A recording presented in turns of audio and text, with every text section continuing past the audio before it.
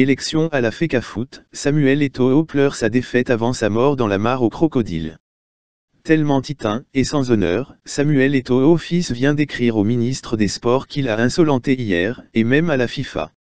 Samuel Eto'o fils mérite toutes les attentions et toutes les médailles du monde, mais, ne se respecte pas et refuse même de se faire respecter. Le joueur camerounais le plus titré de toute l'histoire a adressé une lettre au ministre des Sports et à la FIFA, au sujet des élections à la Fédération camerounaise de football, Fecafoot. Dans son courrier, l'ancien capitaine des Lions indomptables dénonce le processus électoral qui devrait conduire à l'élection d'un nouvel exécutif hôte, alors qu'il s'est fait élire délégué pour le compte de la Sanaga maritime à l'effet de présenter sa candidature. En effet, celui qui aura tout donné au FC Barcelone et pratiquement rien au Cameroun. Sinon un trop-plein de polémiques de tout genre. Que ce soit sur le plan purement sportif au sein des Lions indomptables, ou familial, et très souvent sexuel, fait ainsi de la fuite en avant en écrivant au ministre Mouel Kombi qu'il a insulté hier. Et aussi à Gianni Infantino qu'il avait renié lors de son différend contre Ahmad Ahmad. Eto'o avait alors clairement pris parti pour Ahmad contre Infantino à qui il écrit aujourd'hui, pour pleurer sa défaite à la Fecafoot.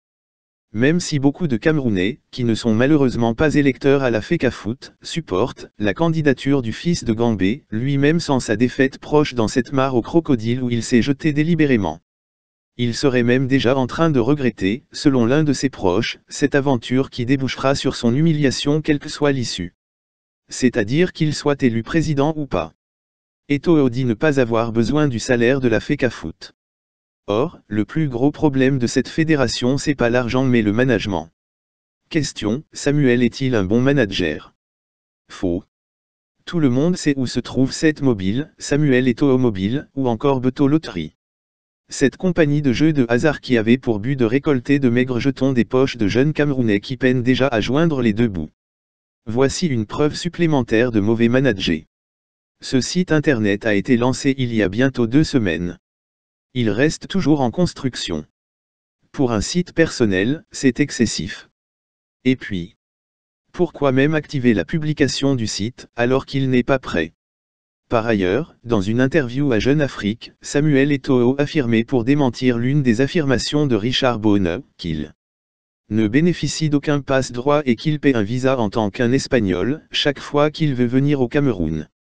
Ce qui revient à dire que le débat sur la nationalité est clos. Eto'o n'est pas camerounais. Il est inéligible comme Hervé Emmanuel comme ou Ndedi Eyango, à tout poste électif au Cameroun.